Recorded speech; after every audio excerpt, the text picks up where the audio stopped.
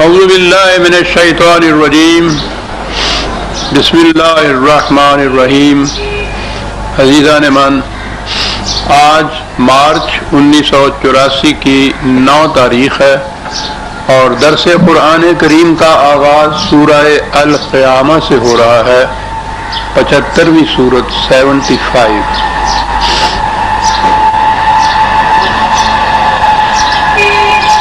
آپ کو یاد ہوگا کہ ان صورتوں میں وہ جو حق و باطل کی کشمکش چلی آ رہی تھی قریباً 20 سال پہلے سے 23 سال پہلے سے، وہ اپنے آخری مراحل میں آ پہنچی ہوئی ہے۔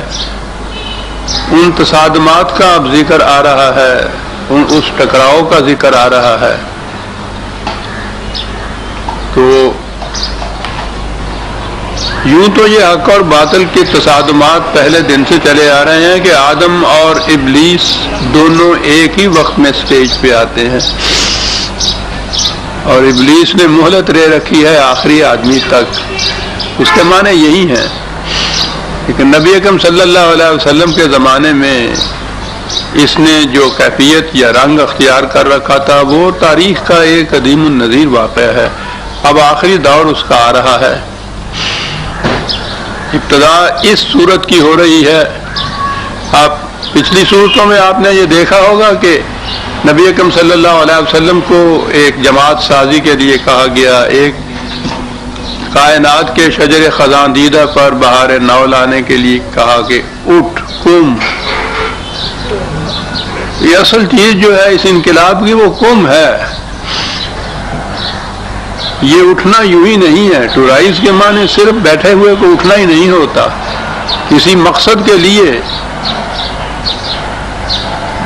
رائزنگ جسے کہا جا سکتا ہے، یہ وہی ہے جو قم تھا۔ اب وہ قم ہی ہے آگے چل کے جو آ رہا ہے۔ لا اقسم بیوم القیامت، میں شہادت میں پیش کرتا ہوں قیامت کی حادثہ کو، واقعہ کو، دور کو، رنگ کو، دن کو۔ قیامہ، قیام تو آپ جانتے ہیں، قم سے ہی تو قیام آیا،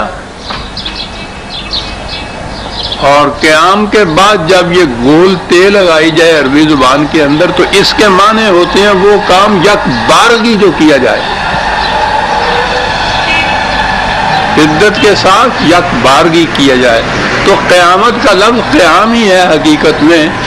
وہ قیام جو بتدریج نہ ہو، بتدریج تو آ رہا ہوتا ہے، اب اس میں ایک ایسی سٹیج آ جاتی ہے کہ جس میں وہ محسوس طور پر یک بارگی اٹھ کے سامنے کھڑا ہو جاتا ہے، اسے قیامہ کہا گیا۔ اور پھر الف لام بھی ساتھ پہلے لگا تو پھر دی قیامہ بن گیا۔ یہ کوئی خاص، تو میں نے عرض کیا تھا کہ یہ اس قسم کی قرآن کی جو اصطلاحات ہیں اور جو واقعات اس نے بتائے ہیں وہ اس دنیا کی اس قیامت کے متعلق بھی ہے، یہاں کے جہنم اور جہنم کے متعلق بھی ہے، اور اس کے بعد مرنے کے بعد جو ہے وہ تو ہمارا ایمان ہے، وہ تو ہے ہی۔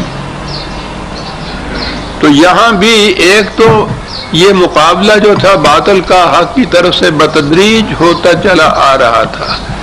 اب اس میں پھر ایک اسٹریٹجی ایسی آتی ہے، وقت ایسا آتا ہے کہ جہاں یہ چیز پھر انقلابی طور پر، ارتقائی طور پر کی منازل طے کرنے کے بعد آخر میں پھر یہ انقلابی طور پر ایک چیز سامنے آتی ہے، اور وہاں ہے جو القیامہ کہا جاتا ہے۔ یہ ہے جو قیام ہے، یہ ہے جس کے لیے قم کہا گیا تھا۔ تو القیامہ جو،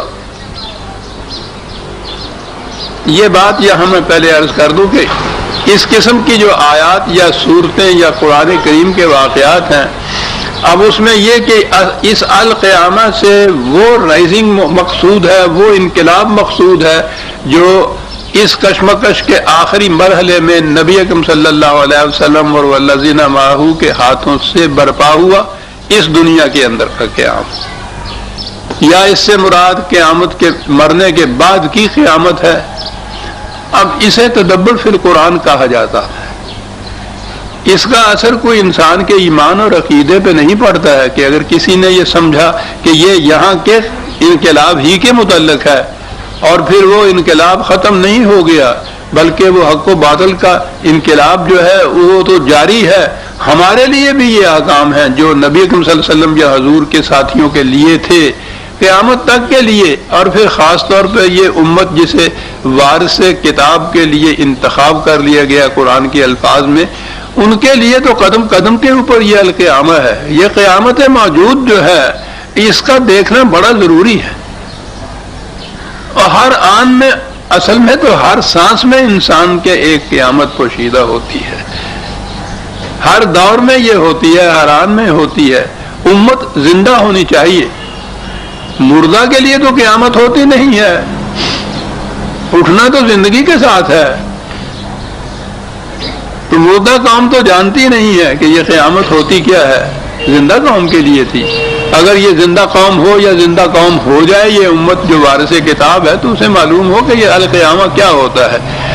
تو القیامہ کچھ میں نے عرض کیا کہ یہ تدبر پھر قرآن کی بات ہے کہ اس مقام فلاں مقام پر قرآن کی اصطلاح کے کیا مفہوم لیا جانا چاہیے، کیا موضوع ہے مفہوم، یہ لے لیجئے یا دوسرا لے لیجئے. تو یہ کوئی بات نہ تنازع کی ہے، نہ خصومت کی، نہ جھگڑے کی بات ہے. یہ یوں بھی سمجھا جا سکتا ہے، یوں بھی سمجھا جا سکتا ہے، بشرطے کہ یہ سمجھنا قرآن کی جو بنیادی تعلیم ہے اس کے خلاف نہ ہو، اس کے مطابق ہے. جو جس انداز سے بھی بات کو سمجھا جائے، یہی تو ہے کہ فکر اور تدبر کے لیے جو قرآن نے راستے کھلے رکھے ہیں اس کے معنی یہ ہیں. اس کے اوپر کفر کے فتوے نہیں لگنے چاہیے. ہمارے ہاں تو کفر کے فتوے اس پہ بھی لگتے ہیں کہ آمین اونچی آواز سے کہنی چاہیے یا آہستہ آواز سے. یہ تو بڑی چیز ہے. تدبر پھر قرآن بشرطے کہ وہ قرآن کی حدود کے اندر ہو، اس کی راستے کھلے ہیں اور وہ قیامت تک کے لیے حکم ہے اس تدبر کا. یہی نہیں ہے کہ یہ اجازت ہے اس چیز کی. قرآن کی حامل قوم کے اوپر حکم ہے اس چیز کا وہ تدبر کریں. تو ہر دور میں تدبر ہوگا قرآن کے اندر.